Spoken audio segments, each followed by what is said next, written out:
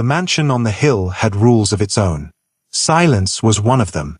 Even the guards posted at the iron gate spoke in hand signals. Even the wind seemed to lower its voice as it passed through the trees. Sang Park-ho had built his life that way. Controlled, quiet, untouched. For 10 years, nothing had disturbed it. Until that night, laughter echoed through the upper floor. Deep, sudden, real. The guards stiffened. One of them glanced up, uneasy. That sound didn't belong to this house. Inside, servants froze mid-step, trays trembling in their hands. Did you hear that? A maid whispered. No, another replied quickly, fear sharpening her voice. You didn't hear anything. But they all had. Upstairs, Park-ho stood alone in the dark of his private study. City lights bleeding through the glass wall. His reflection stared back at him. Tie loosened, jaw tense, eyes no longer empty. In his hand was a single red heel. A woman's heel. He hadn't noticed picking it up. Only that it was suddenly there. Proof that the night had been real. For 10 years, no woman had crossed his world. No touch, no warmth, no invitation past the walls he'd built after the accident. After everything he'd lost. Emotion had been a liability. Silence had kept him alive. And yet, her laughter still rang in his ears. The memory came uninvited. The gala. Gold lights. Champagne bubbles rising too fast. Power dressed as elegance. He'd stood at the edge of the ballroom as he always did, surrounded by men in black, watching without participating. Then Helen Joshua walked in. She didn't pause to assess the room. Didn't scan faces for approval. She moved like the night had been waiting for her. Golden dress clinging to her skin, confidence rolling off her in waves. Conversations faltered. Eyes followed. She wasn't polite energy. She was dangerous energy. Park-ho had noticed her without meaning to. Not because she tried to be seen, but because she didn't care if she was. When the music shifted, slow and deep, she turned. Their eyes met across the room. Something unreadable passed between them. And then she was standing in front of him. You look bored, she'd said, lips curved in a knowing smile. Dance with me. Gasps. Shock. His men moved instantly, but Park-ho lifted a single finger. Not no. Not yes. Curiosity. Helen didn't wait. Her hand closed around his. That was the moment. Not the dance. Not the eyes watching. The touch. Warm. Certain. Human. His body had reacted before his mind could stop it. A sharp inhale. A heartbeat that didn't feel like memory. For the first time in 10 years, something inside his chest had moved. Now, in the quiet of his study, Park-ho tightened his grip on the heel. Find her, he said softly into the darkness. Across the city, Helen Joshua was living her life exactly as she had before, unaware, unhurried.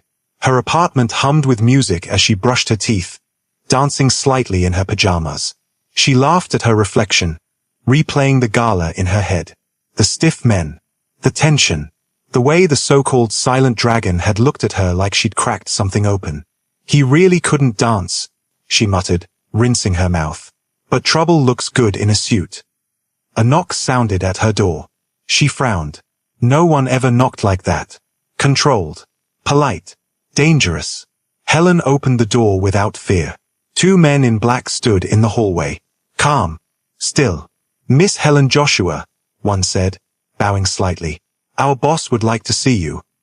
She blinked. Your boss? Sang Park-ho. For a second, she wondered if this was a joke. Then she noticed the black limousine idling below, polished to silence. Helen crossed her arms. If he wanted to see me again, he could have asked. Sending an army is dramatic. He insists, the man replied. She sighed theatrically. Fine, but I'm not leaving without breakfast. 20 minutes later, Helen stepped into the limousine like she was headed to an award show, croissant in hand, silk robe flowing. The city passed by unnoticed. Her curiosity grew, but fear never followed. The mansion gates opened slowly. When she stepped inside, servants froze. No woman had walked these halls in years. Sang Park-ho waited at the entrance. They studied each other in silence. You again, Helen said lightly. I was starting to think I imagined you. You're hard to forget, he replied. She smiled. That's usually my line.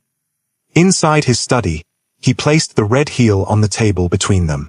You left something behind, he said. Helen's eyes widened. You kept my shoe. She laughed. You Cinderella'd me. It's not just a shoe, Park Ho said quietly. It's evidence. Evidence of what? That you changed something, he answered. For the first time, his lips curved, not quite a smile, but close enough to matter. Helen leaned back. Careful, boss man. You might be enjoying this. He met her gaze. That's what worries me. Outside, thunder rolled low. Neither of them noticed. The silence in the mansion did not lift after Helen left. Sang Park Ho remained where he was, standing in the middle of his study as if the room itself had shifted around him. The red heel still sat on the table, untouched. Evidence, he had called it, of disruption, of failure. Minute J waited near the door, careful not to breathe too loudly. She didn't bow, Minute J said quietly. Park Ho's eyes lifted. No. She didn't ask permission to sit. No. She wasn't afraid. Park Ho said nothing. That was the most unsettling part.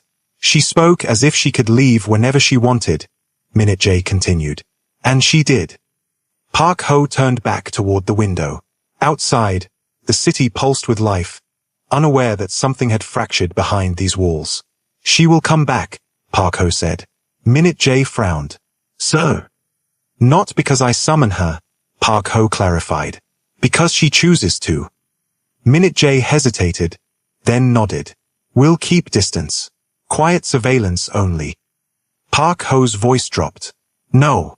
Minute J stilled. She is not to be followed like a threat, Park Ho said. She is to be observed. From afar. Yes, sir. Across the city, Helen Joshua stepped out of the limousine and into her street like she was returning from brunch, not a mafia boss's mansion. The car pulled away without ceremony. She exhaled once she was alone. Well, she muttered, unlocking her door, that was dramatic. Inside her apartment, the familiar chaos wrapped around her. Warm light, music she'd left playing, a coffee cup on the counter. She kicked off her shoes and leaned against the door, staring at the ceiling. He hadn't tried to scare her. That bothered her more than if he had. He hadn't threatened her. Hadn't raised his voice. Hadn't demanded anything. He had simply watched her, like he was trying to memorize a language he'd forgotten how to speak. Helen shook her head and laughed softly. Dangerous man, she said to no one. Not because of the power. Because of the quiet. Her phone buzzed. An unknown number. She stared at it for a moment before answering. Hello. Silence. Then breathing. Slow. Controlled. She smiled despite herself. You know, she said, most people say hello back. I don't call people I don't intend to see again, Park Ho said. Her smile faded into something sharper. Then don't waste my time. A pause. I won't, he replied. The call ended. Helen stared at her phone, pulse steady, eyes bright. Across the city, Park Ho lowered his phone and felt it again. That unfamiliar pull in his chest. Not obsession. Not possession. Challenge. For the first time in 10 years, someone had walked into his world and left without permission. And he hadn't stopped them. The city did not know his name, but it moved to his rhythm. Sang Park Ho sat in the back of his car as traffic parted ahead of them. Rain tracing thin lines down the tinted glass. Neon signs blurred into color. He usually ignored the city like this, another system already mastered. Today, he watched. Minute J sat across from him, tablet resting untouched on his knee. The gala board called again, he said carefully. They're asking questions. Park Ho's gaze didn't shift. About what? About her. Silence filled the car, heavier than before. They don't know who she is, Minute J continued. But they noticed who she spoke to, who she touched. Park Ho's jaw tightened slightly. Not anger. Calculation. People notice disruption, Minute J said. Especially in rooms built on order. Park Ho finally looked at him. Control the narrative.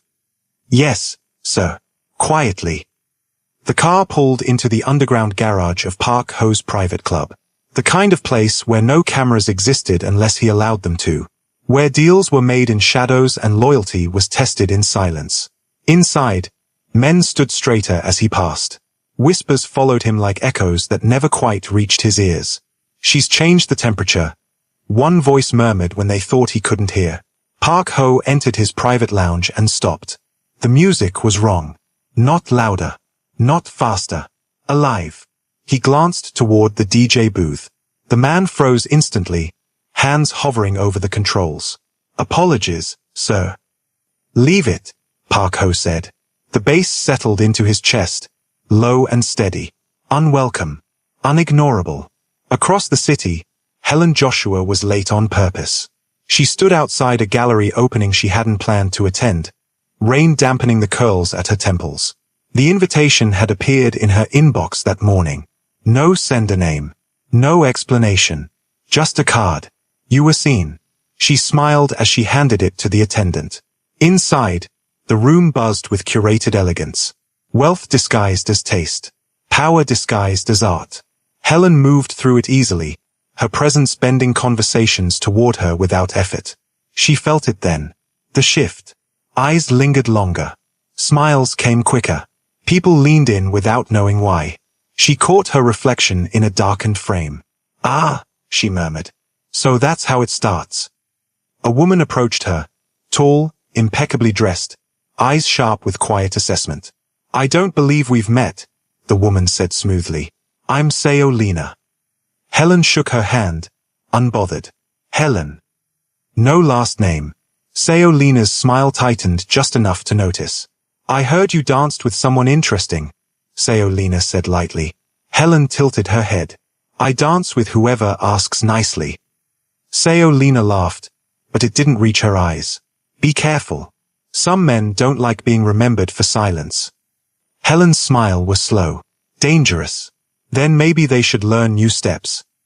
Across the city, Park Ho stood alone on the balcony of his club, rain soaking into his suit. The city breathed beneath him. Minute J approached quietly. "Sir." "There are whispers. Invitations. People are circling." Park Ho didn't turn. "Let them." "And the woman?" Park Ho closed his eyes briefly.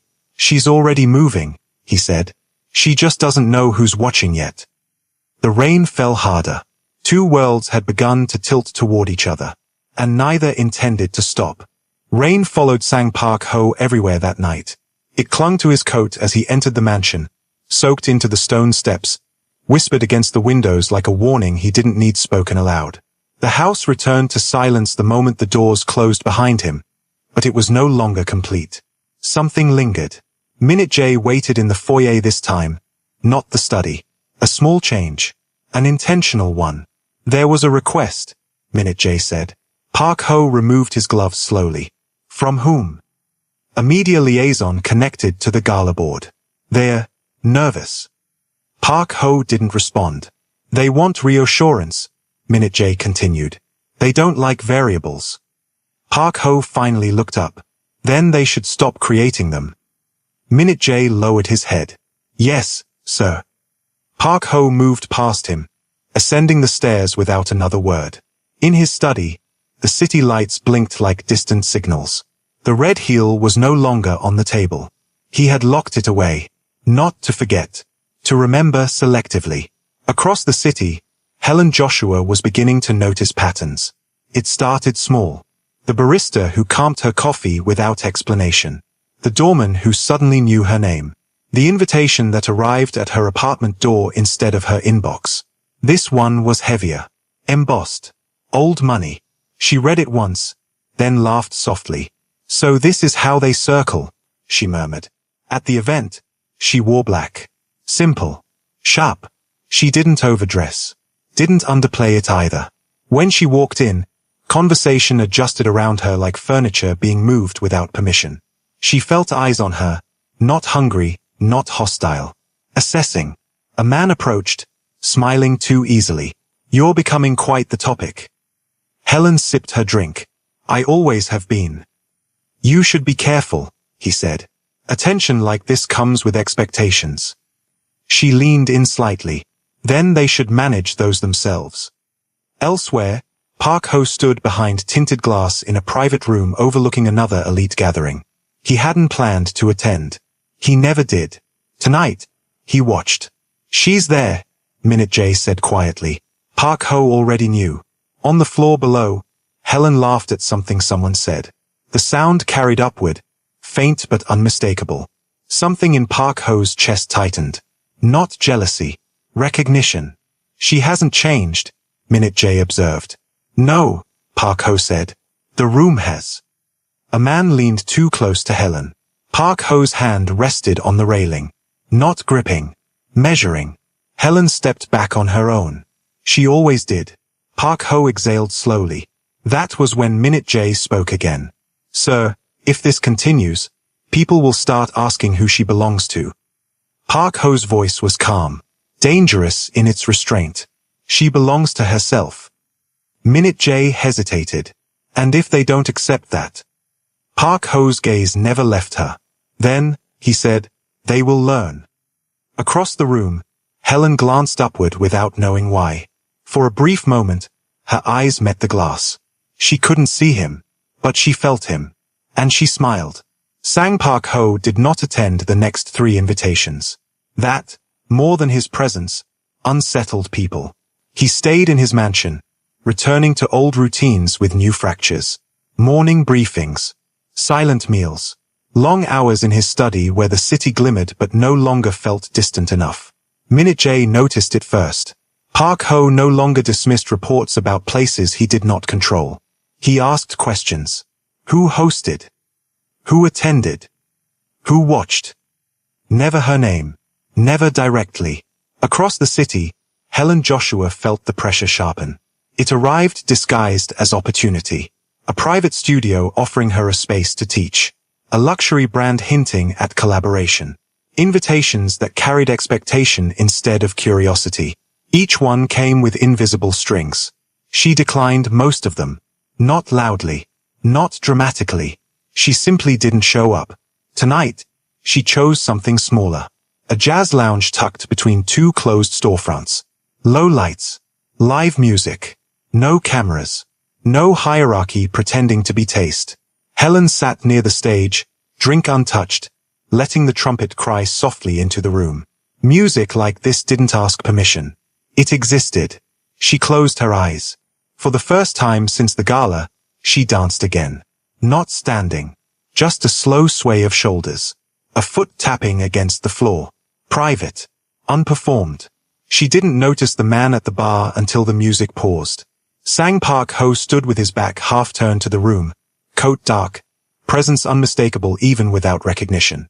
He hadn't planned to come in. He had passed the place twice before stopping. He told himself it was the music. Helen opened her eyes. She felt him before she saw him. Her breath stilled, not from fear, but from surprise. "Well," she said softly, turning on her stool. "Either I'm imagining you again, or you're very bad at staying away." Park Ho didn't approach. He didn't smile. "I didn't follow you," he said. "I didn't say you did."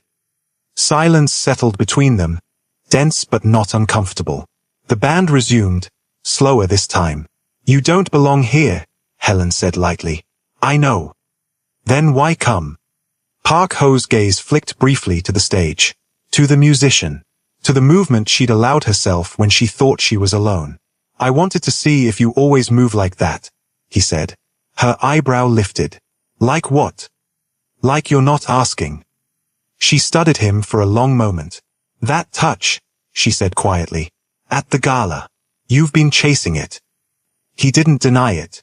"I've been trying to understand it," he replied. Helen slid off her stool and stood in front of him. Not too close. Not distant. "You won't," she said. "Not by watching." The music swelled. She extended her hand. Not demanding. Not daring. Inviting. The room seemed to hold its breath. Park Ho stared at her hand. 10 years of stillness pressed against his spine. Then, slowly, he lifted his own. Not to take it. Just close enough that their fingers brushed. Electric. Controlled. Enough. Helen smiled. That's all you get tonight, she said, withdrawing first. She walked past him toward the exit without looking back. Park Ho remained where he was, pulse loud in his ears. His hand still remembered the shape of hers. Outside, the city breathed, and for the first time in 10 years, he let it. The night did not release Sang Park Ho easily. He stood in the jazz lounge long after Helen left, the music thinning into murmurs, the room returning to itself. His hand hung at his side, fingers flexing once, as if testing whether sensation would fade if ignored. It didn't. Outside, the rain had stopped. The city smelled clean, rinsed of heat and noise. Park Ho stepped into the street without his driver, coat unbuttoned, pace unhurried. He walked. That alone was a deviation. He replayed the moment not as memory, but as data, the distance she kept, the timing of her withdrawal, the way she offered without offering herself. It wasn't seduction. It was permission, with limits. At the mansion, Minute J was waiting. You didn't call, Minute J said carefully. I didn't need a car, Park Ho replied. That earned a glance. Nothing more. There's movement, Minute J said. Not loud, but coordinated. Invitations tightening. People testing boundaries. Park Ho nodded. Let them. And Helen Joshua. Park Ho paused at the foot of the stairs. She is not to be contacted. Minute J's brow creased. Sir. Not by us, Park Ho clarified. Not yet. He went upstairs alone. Across the city, Helen Joshua leaned against the open window of her apartment, the night air cooling her skin. She hadn't expected him to come. She hadn't planned to leave so soon. Both truths sat easily together. Her phone buzzed. Unknown number. She answered without hesitation. You're late. I wasn't going to call, Park Ho said. I know. Silence stretched. Comfortable. Dangerous. You didn't take my hand, she said. I didn't trust myself, he replied. Helen smiled softly. That's honest. Another pause. The kind that felt like standing at the edge of something deep. People are watching you, he said. They always are. More now. She considered that. Is this where you tell me to disappear? No, he said. It's where I tell you the rules will change. For who? For everyone, Park Ho answered. Helen's gaze lifted to the city lights. I don't like cages. I don't build them, he said. I remove them. She laughed quietly. Careful. You'll start sounding like an invitation. Is that dangerous? He asked. Yes, she said. Because I might accept. The line went quiet again. Not broken. Just breathing. Tomorrow, Park Ho said, finally. There's a place. Neutral. No eyes. Helen tilted her head. That's you asking. Yes. And if I say no? I'll listen, he said. She closed her eyes, remembering the brush of his fingers, the restraint beneath it. I'll think about it, she said. She ended the call first. Park Ho lowered his phone and stood at the window of his study. City stretched beneath him like a living thing. The red hill remained locked away, but its presence no longer felt necessary. He didn't need proof anymore. Choice had entered the room, and it was learning his name. The place Park Ho chose had no name. It sat above the city, not high enough to boast, not low enough to be accessible. Concrete, glass, and shadow. A private terrace wrapped in steel railings, rainwater still clinging to the floor from the night before. No guards in sight. No cameras. Neutral ground. Helen arrived alone. She wore no armor this time. No performance. Just herself, dark coat, hair loose, eyes alert but calm.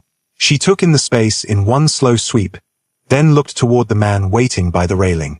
You always pick places that feel like decisions, she said. Park Ho turned. So do you. They stood facing each other, several steps apart. The city hummed below them, unaware that something delicate was unfolding above its noise. You asked, Helen said. So I came. I didn't expect you to, Park Ho replied. That's honest, she said. You're getting better at that. A faint breath left him. Not quite a laugh, but close.